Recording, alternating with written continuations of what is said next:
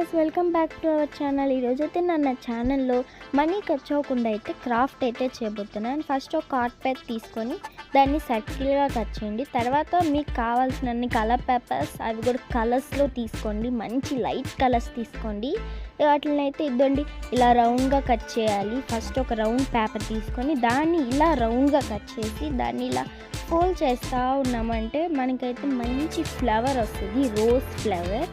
మీరు ఫాస్ట్గా ఫోల్డ్ చేయకుండా కొంచెం స్లోగా ఫోల్డ్ చేయండి, అప్పుడైతే మీకు నీట్గా మంచి ఫ్లవర్ వస్తుంది.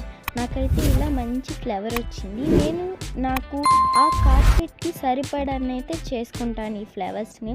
అక్కడ స్టార్స్ ఉన్నాయి కదా, ఈ స్టార్స్ వీడియో అయితే నేను కామెంట్ సెక్షన్లో లింక్ ఇస్తాను, వెళ్ళి చూసేయండి.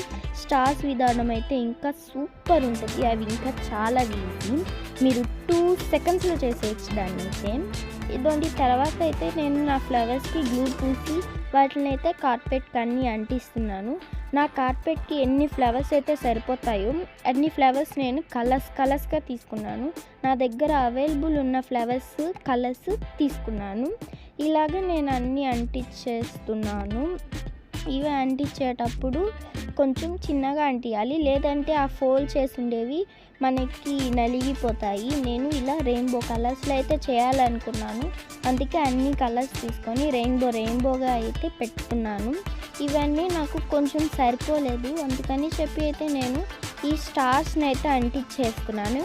ఈ స్టార్స్ పెట్టాక ఇంకా కలర్ఫుల్గా అయితే ఉంది. నేను ఒక స్కై బ్లూ, ఒక పర్పుల్ స్టార్స్ అయితే పెట్టేశాను. అలా చేసేసాక ఒక రోప్ తీసుకొని వాటిని స్టెప్ బై స్టెప్ కట్ చేయాలి. అంటే ఒకటి పెద్దది, ఒకటి చిన్నదిగా కట్ చేసుకొని వాటిని అయితే ఇలాగా లైన్ వైజ్గా అంటించేసుకోండి. మీరు ఎలా అయితే కట్ చేశారో అలాగే అంటించండి.